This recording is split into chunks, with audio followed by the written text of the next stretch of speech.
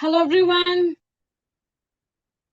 and welcome to a revision session. I hope all of you are doing great. Yes, right. So, hello and welcome again to a new session. Right. So today we will be revising again for the exam PGTRB. The exam will be held on 12th of October. Right. So just a few more days left, and it's high time that we revise for this exam. Right. We have already done 3 sessions for this exam, and today is our 4th session, right? So you all ready? Great. So let's get started then. If you're new to our channel, then please do subscribe. And if you are watching this video right now, then please do like this video and share this with your friends as well. All right? Great. Good evening. Good evening. And thank you for joining our session. And welcome again to Vallath TNPGTRB session number 4. All right. Are you all ready for some revision and some more questions? Great. Yes. Good evening. Good evening. Hello. Yes. Okay. So let's get started. Here we go to the first question for tonight. Okay. Top Girls is a 1982 play by Carol Churchill. It centers on Mary, a career-driven woman who is heavily invested in women's success in business. This play examines the roles available to women in old society and what it means or takes for a woman to succeed. It also dwells heavily on the cost of ambition and the influence of Thatcherite politics on feminism. So here we have some statements on this play, Top Girls, by Carol Churchill. You have to tell me what is wrong in these statements. What is wrong here in these statements? Tell me. I know all of you have read about this play, Top Girls by Carol Churchill. It's a feminist play, right? It examines the roles available to women in old society and what it means or takes for a woman to succeed. Tell me, what is wrong in these statements? Yes, correct. This play centers not on Mary, but on Marlene.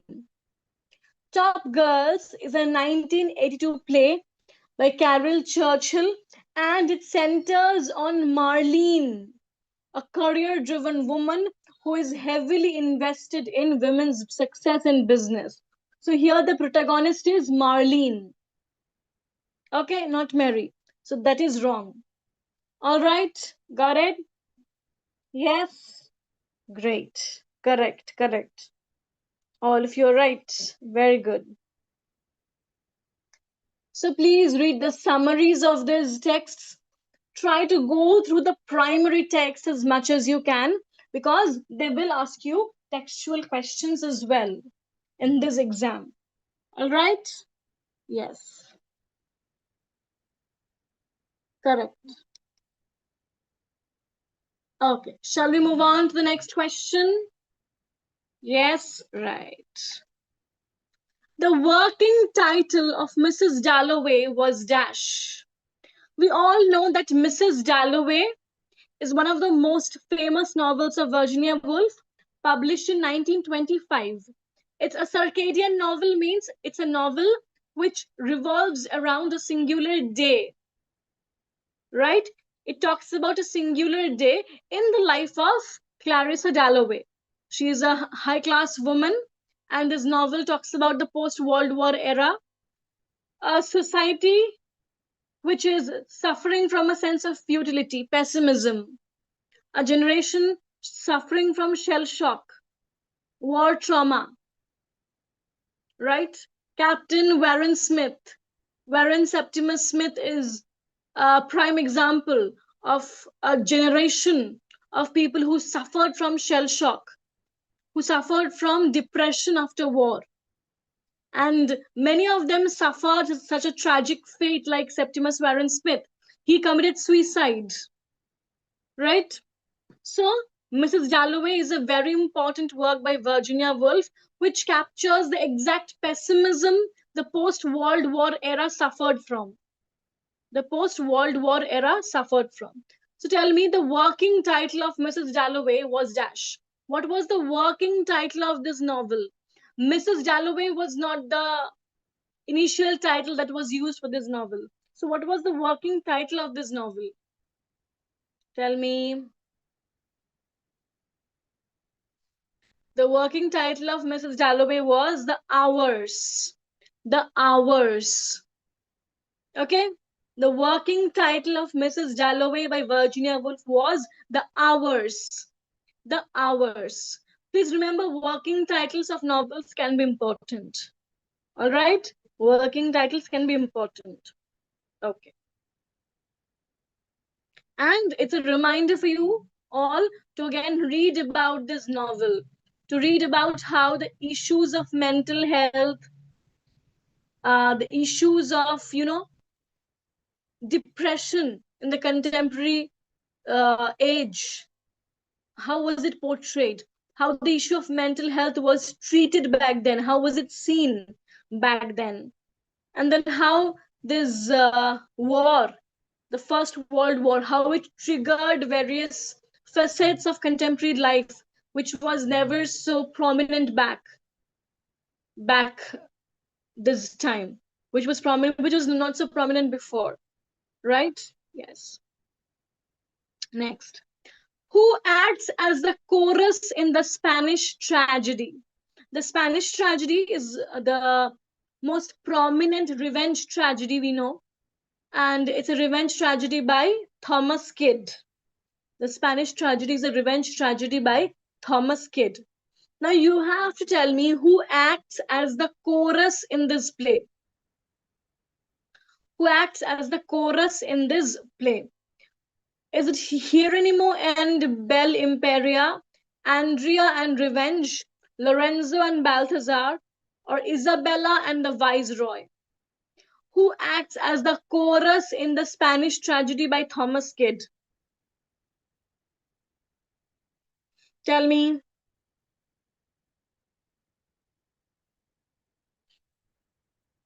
It is the ghost of Don Andrea and the personified character of Revenge. Okay? It is the ghost of Don Andrea and the personified character of Revenge. They act as the chorus in the Spanish tragedy. Okay? So the ghost of Don Andrea and the personified character of Revenge, they act as the chorus in the Spanish tragedy. You can read about the significance of chorus in tragedies. From Greco-Roman times, chorus has played a very significant role in tragedies. How they critically comment on the action throughout the play, how they critique the actions in the play, how they critique the characters in the play, right? So the chorus has always played a very significant role in tragedies since time immemorial, right? Yes. And in a Spanish tragedy, the ghost of Don Andrea and Revenge, the personified character of Revenge, they act as the chorus. All right? Yes. Wuthering Heights by Emily Bronte is in the romance tradition of the novel. That is, it's a fictitious narrative in prose, the interest of which turns upon marvelous and uncommon incidents. A narrative method that contrasts with the modern main tradition of the novel, which realistically depicts life. Is it true or false? Is it true that Emily Bronte's only novel, Wuthering Heights, has been written in the romance tradition of the novel? That is, a tradition which concerns itself with the marvelous and the uncommon, the uncanny. It's a narrative method which departs from the realistic depiction of life. Generally, the Victorian period was dominated by the philosophy of realism, right? Be it Dickens or George Eliot all of them focused on the aspects of realism. They widely practiced realism in their novels. But departing from that tradition, Emily Bronte's Wuthering Heights is in the romance tradition of the novel. Is it true or false? It's a novel which talks about the supernatural, the fantastic, the marvelous, the uncommon, the uncanny. Is it true? Yes, absolutely, it is true. Wuthering Heights by Emily Bronte. It was published in 1847. Emily Bronte's only novel, Wuthering Heights, was published in 1847 under the pseudonym Elise Bell. Elise Bell. And obviously, it's in the romance tradition of the novel. It's a novel which concerns itself with the depiction of the fantastic, the supernatural, right? Rather than preoccupying itself with the realistic depiction of life back then, this novel instead finds itself to be concerned with the depiction of the ghosts, the uncanny, the supernatural, right? Yes, very good. True. So before we proceed, let me give you all a reminder that GATE exam will be happening soon. The forms have already been filled. So it's time that we start preparing for our GATE exam. So if you're planning to sit for this exam, you should join our GATE online comprehensive course. It's a 5 months online course where you will be having classes for 3 days in a week from 8 p.m. to 9 p.m. And in this course, we will be offering you live online lectures, recordings with lifetime assess, intensive exam prep sessions, topic-specific quizzes and model tests. And if you purchase this course, you will also get our books, our Vallath books, our encyclopedias, right? Our question pads. Okay. So if you're preparing for the GATE exam, you should join this course and prepare with us. All right. Got it? Okay. Next. According to Sir Philip Sidney, what distinguishes poetry from philosophy and history? Its brevity, its focus on the supernatural, its ability to combine the universal and the particular, or its lack of moral concern. What distinguishes poetry from philosophy and history? This is something that Aristotle has also commented on elaborately. So this is a topic which we have all read about at some point of time. And Sidney spoke about it specifically in his work Apology for Poetry, right? Yes. So tell me. Very good.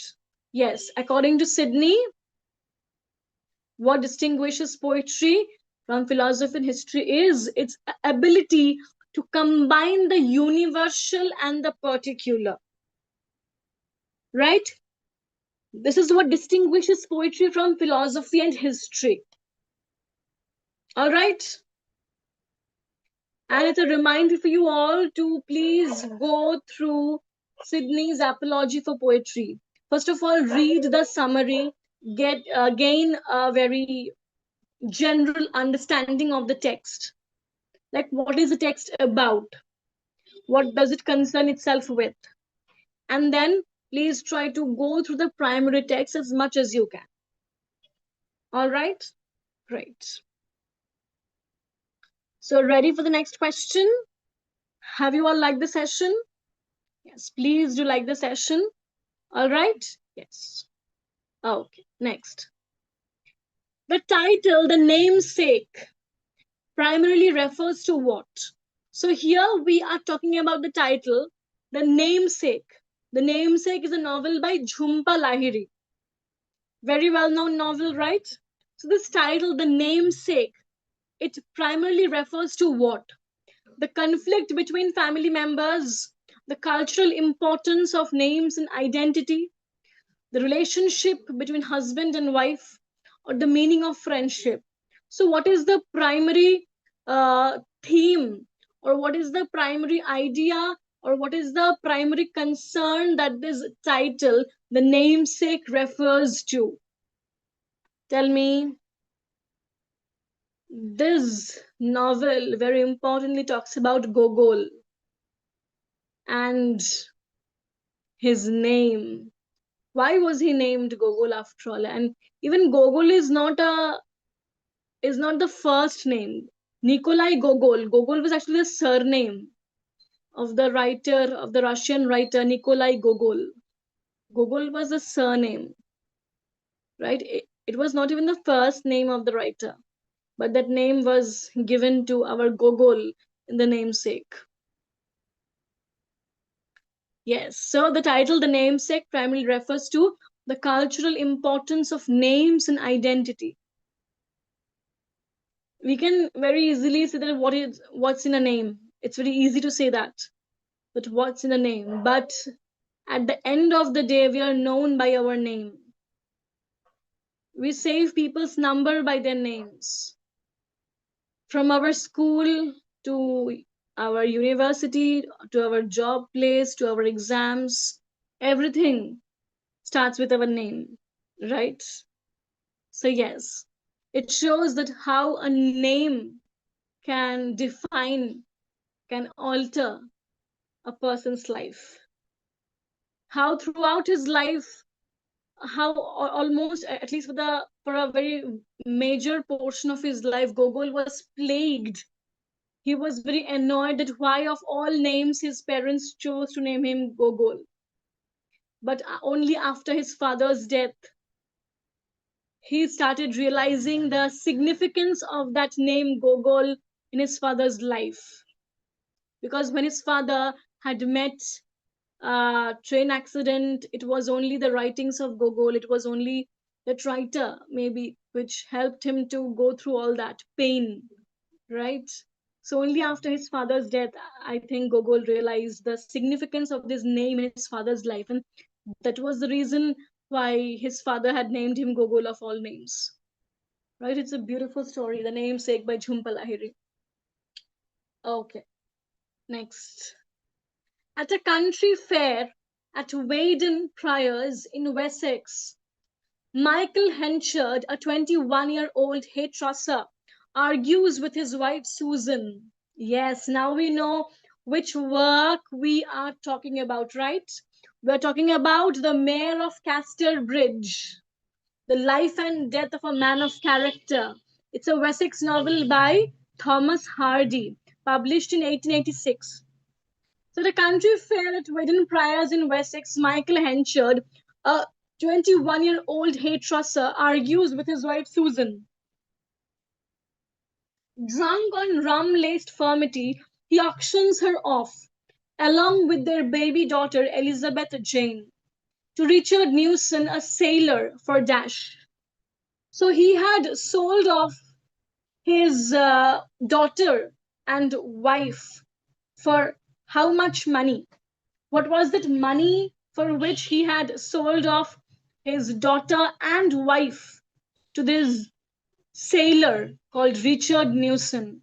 What was that amount? Tell me. What was that amount for which he had auctioned off his daughter and wife to this sailor called Richard Newson? Yes, he had auctioned off his wife and child for 5 guineas. 5 guineas. 5. Yes, 5 guineas, right.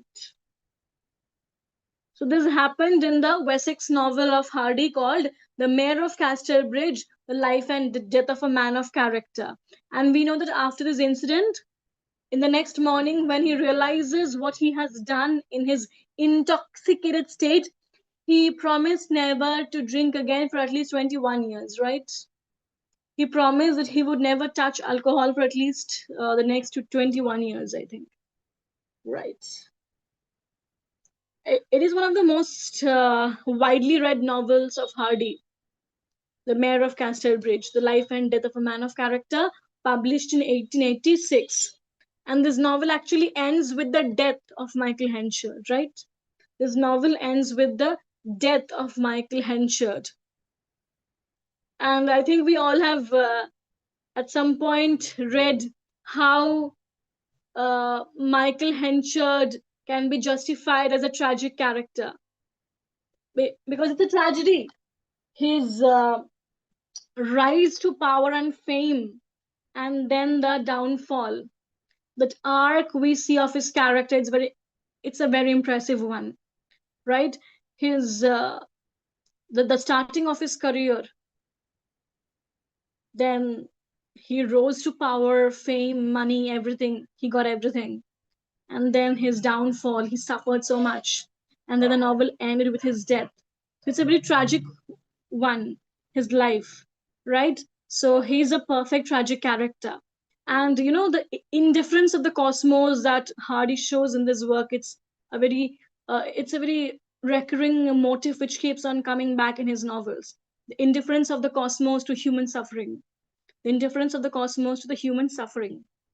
Right? Yes. Next. The poem The Rape of the Lock satirizes a minor incident of life by comparing it to the epic world of the gods and is based on an event recounted to Alexander Pope by his friend Dash. So, The Rape of the Lock, a very popular mock heroic poem by Alexander Pope that dramatizes a minor incident in the life of Arabella Farmer. It talks about the theft of her lock of hair by Lord Baron, right? So this incident of this theft of the lock of hair of Belinda, it was recounted to Alexander Pope by whom? Tell me.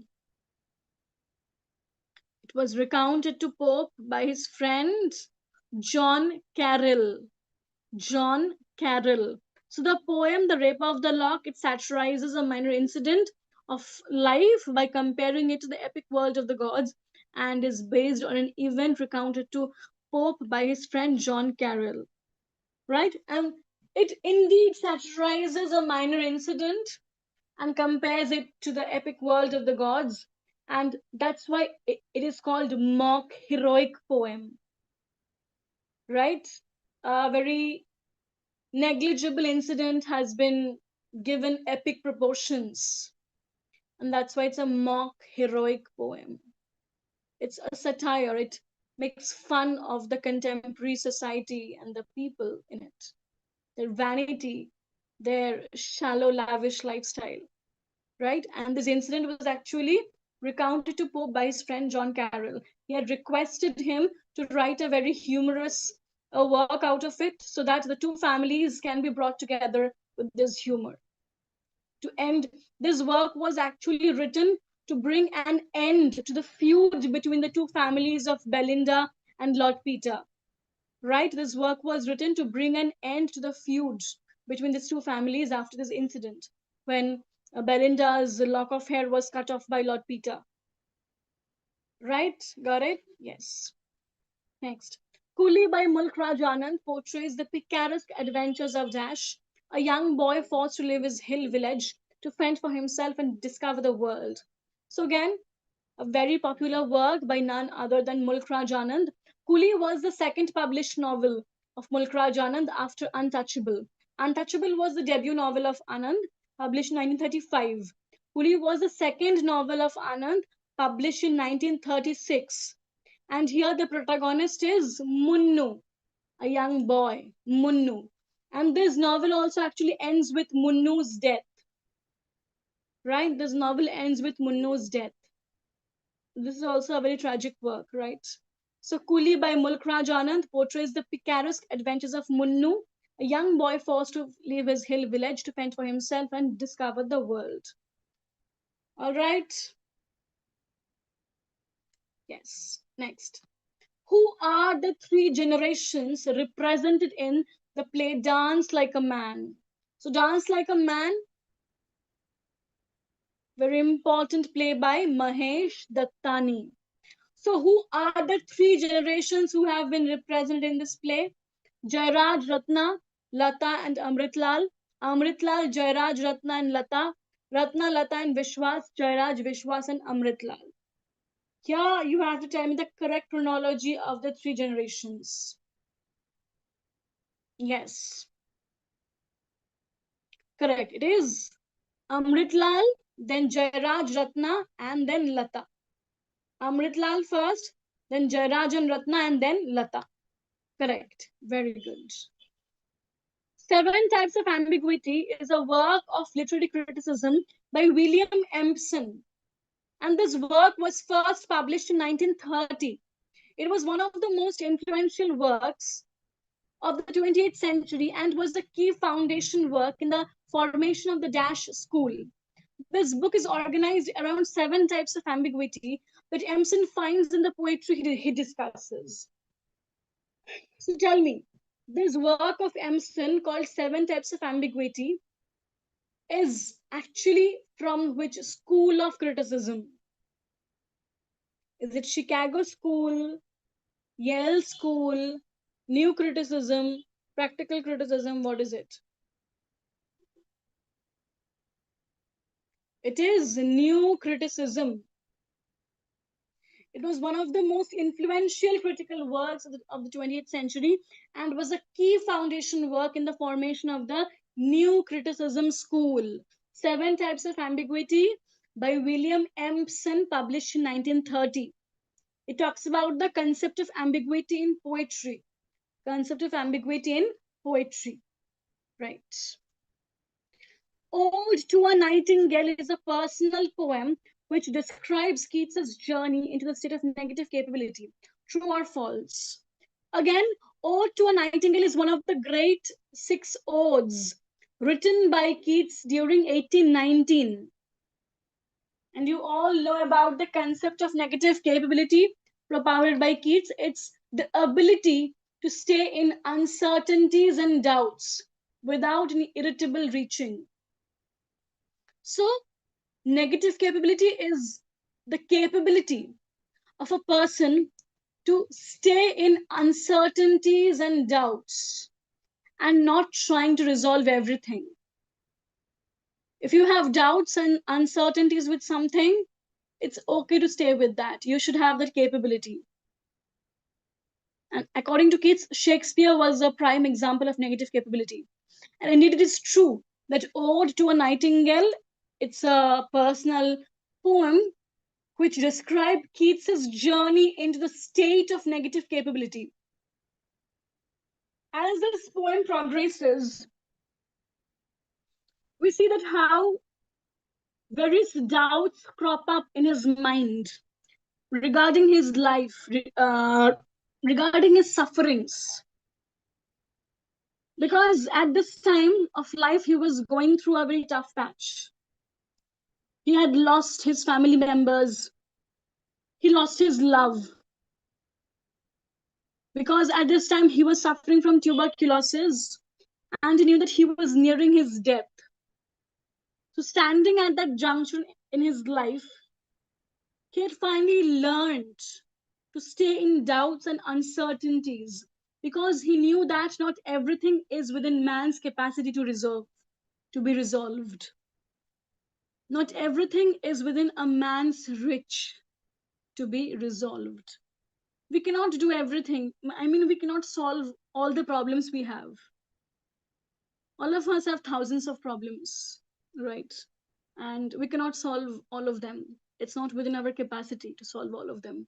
It's fine. You just have to accept that. And you should have that capacity to accept that, okay, I have doubts, I have uncertainties and all this. And you should have the capacity, to embrace this in your life. You should not get mad about everything, every problem you have, and just try chasing it to just solve it all at once. So this is a huge thing. It's a huge capacity that not everyone can master. So obviously, Ode to a Nightingale is a work which talks about the pain of living. Also, it very interestingly twists the idea of immortality. And the poet actually leaves you wondering that which one is better, To be immortal or to just die a painless death. So, Ode to a Nightingale is indeed a personal work which describes Keats's journey into the state of negative capability. Obviously true. Okay? Right. So that's all from our side for tonight. I really hope you guys loved the session and enjoyed these questions. And before we wrap up for tonight, it's a reminder for you all that we are starting our GATE comprehensive online course. Okay, so if you're preparing for the GATE exam, you should join this course. All right? Yes. So tomorrow there will be paper 1 session by Jobin sir. Do join that as well. And I will see you all again on Friday exactly at 9 p.m. Till then, do take care. Bye and good night. And see you all again soon on Friday. Bye. And do like the session before you leave, okay? Please do like the session before you leave. All right? Yes. Thank you so much for joining. Yes.